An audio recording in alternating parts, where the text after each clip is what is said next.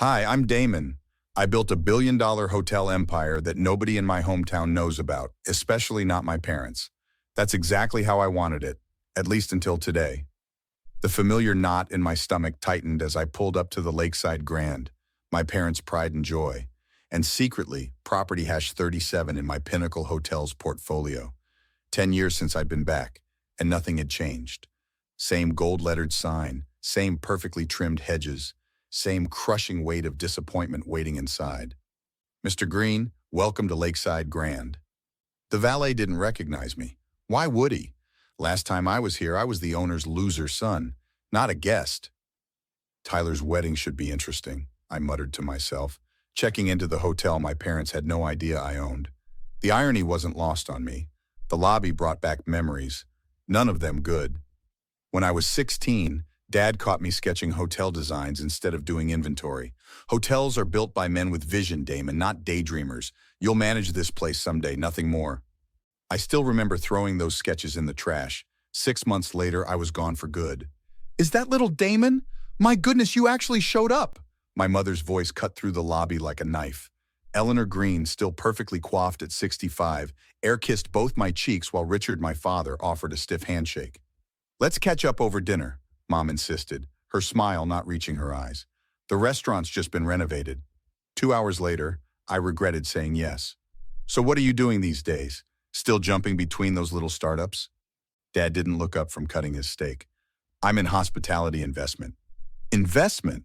Mom laughed. "Sounds fancy for still figuring it out.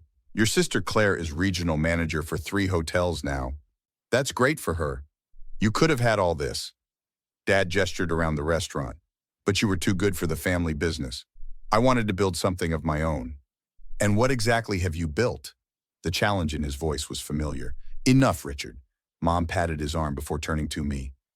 "We just want you to be successful, honey." "I am successful," Dad snorted.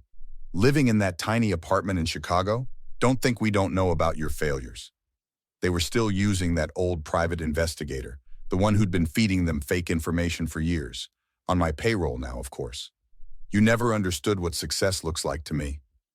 "Because wasting your potential isn't success." Dad slammed his hand on the table. "I gave you every opportunity. You gave me every order. There's a difference." The restaurant had gone quiet. People were staring. "You ungrateful," Dad stood up. "I think it's best you leave." "The restaurant?" "The hotel. We don't need your attitude ruining our reputation." Mom didn't even object. "Perhaps it's for the best, dear." I stood slowly, dropped my napkin. "You're banning me from your hotel?" "My hotel, my rules." Dad's face was red. "Always has been." I couldn't help but smile. "That's where you're wrong, Dad. It hasn't been your hotel for 3 years. What nonsense is this? Pinnacle Hotels, the company that bought you out when you nearly went bankrupt in 2021, that's my company." The color drained from his face. "So technically," I said, dropping my room key on the table, "you just got banned from my hotel." The silence that followed my bombshell was deafening. Dad's face turned from pale to purple in seconds. He opened his mouth, but nothing came out. I grabbed my jacket and walked out, feeling dozens of eyes on my back. It was petty, but damn, it felt good. An hour later, I was sitting across from Marcus at the Dive, our old high school hangout spot. The dingy bar hadn't changed in 10 years, and neither had my oldest friend. "You seriously dropped that on them in the middle of the restaurant? Brutal, man." Marcus slid a beer toward me, laughing. They had it coming. 10 years of treating me like garbage while I've been secretly keeping their hotel afloat. "So, what's the plan now? You gonna fire them?" "Too easy. I want them to experience exactly what they put me through." I pulled out my phone and showed him the Pinnacle Hotel's portfolio. "See this? Started with one failing motel I bought with everything I had. Fixed it up, flipped it, bought 2 more. Now I own 57 properties across the country. While they think you're some broke loser in Chicago, that's next-level revenge planning. I've got my VP of Operations flying in tomorrow. Sophia's going to pose as a corporate auditor and turn their world upside down." My phone buzzed. "Claire." "Speak of the devil," I answered, putting it on speaker. "What the hell did you do to Mom and Dad? They're having a complete meltdown. Just told them the truth for once." "They think you're making it up. Dad's calling his lawyer to verify the Pinnacle ownership." "Let him waste his time. The paperwork's airtight. This is crazy, Damon. They're still our parents. They've done everything for us. They did everything for you, Claire. I was the disappointment, remember? The one who wasn't worth investing in. That's not fair. They pushed you because they wanted you to succeed. No, they pushed me because they wanted to control me. Big difference. Marcus mouthed damn silently across the table. Look, just come back and talk to them. Mom's crying. Good. Maybe she'll finally understand how it feels to be humiliated. You've changed, Damon. No, I just stopped taking their abuse. There's a difference. After hanging up, I pulled out my laptop and called Sophia. Hey, boss, I'm booked on the first flight tomorrow. You sure about this whole auditor plan? Her face on the screen looked concerned. Absolutely. I've been compiling evidence for months. Missing safety inspections, wage complaints from staff, health code violations they've covered up. I need you to nail them to the wall, but by the book. And your sister, she works there too, right? Claire's different. She actually cares about the employees. Offer her a position in the reorganization. After the call, Marcus leaned in. You know your parents are at the country club right now telling everyone you're delusional, right? Mrs. Bennett texted me that your mom's saying you had some kind of breakdown. Perfect. Let them dig their hole deeper. I pulled up security footage from the hotel on my phone. See this? Dad yelling at a housekeeper last week for taking too long. And here's Mom cutting the busboy's hours after he complained about safety issues. You've been watching them this whole time? Every hotel in my chain has the same security system. I just never had a reason to check the feeds until I knew I was coming back. This is some supervillain level planning, dude. Not a villain. Just a guy who's done being the family punching bag. I raised my beer. By this time next week, Richard and Eleanor Green will learn what it feels like to be powerless in their own hotel. The next morning, I watched from the hotel lobby as Sophia strode through the front doors, every inch the corporate auditor in her crisp suit. I'm here regarding the quarterly compliance audit. Her voice made the front desk clerk scramble. Dad and Mom emerged from the back office, fake smiles plastered on their faces. Miss Chen? What a surprise. We weren't expecting an audit until next month.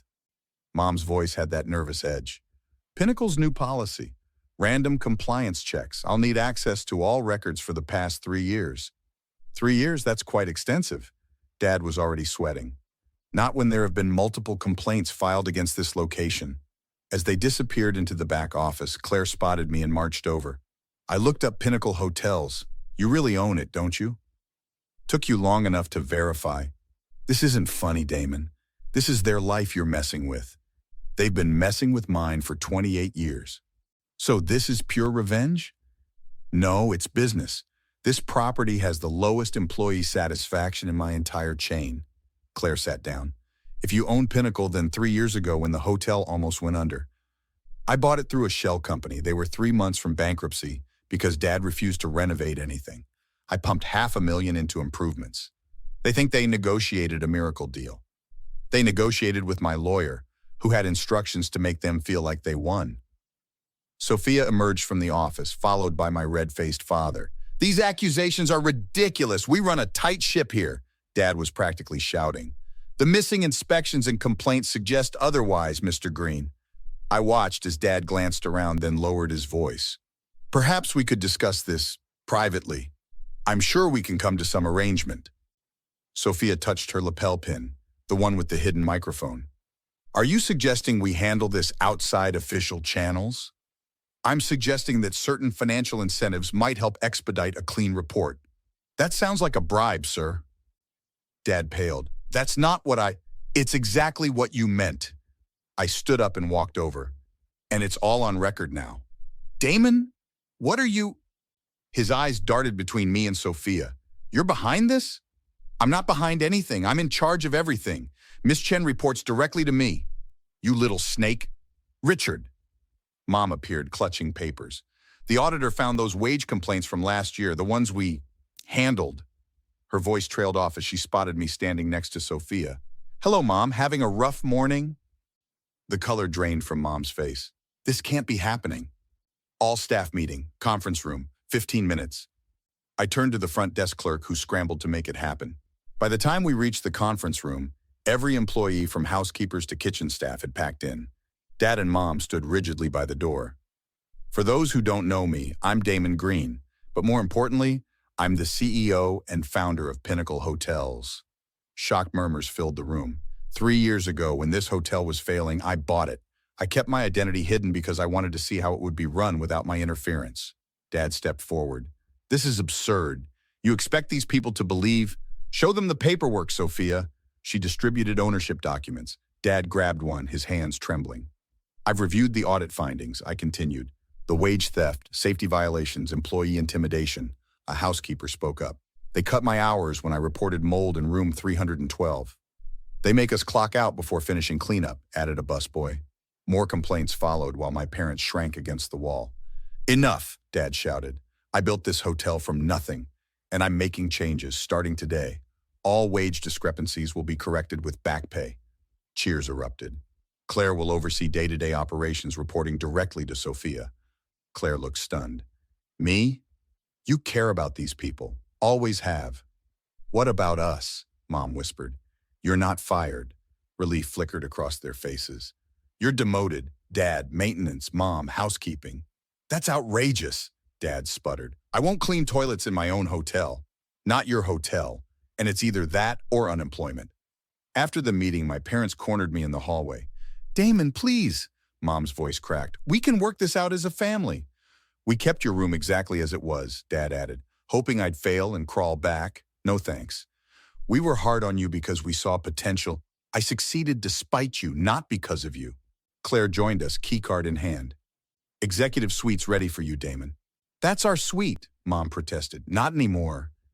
Claire handed her a different key. Staff quarters, 3rd floor. As they walked away defeated, Claire turned to me.